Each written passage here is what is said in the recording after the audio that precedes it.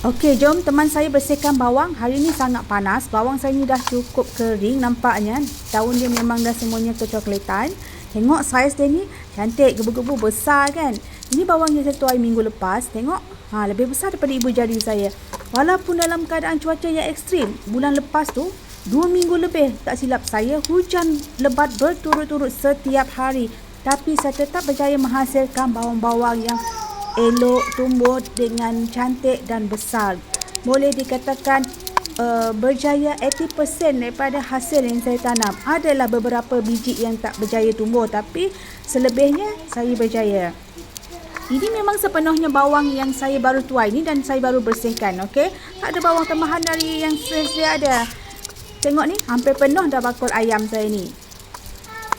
Alhamdulillah, inilah hasilnya. Tengok, cantik je, gebu-gebu, bersih dan sihat-sihat je bawang saya. Inilah hasilnya. Okey, jom saya tunjukkan.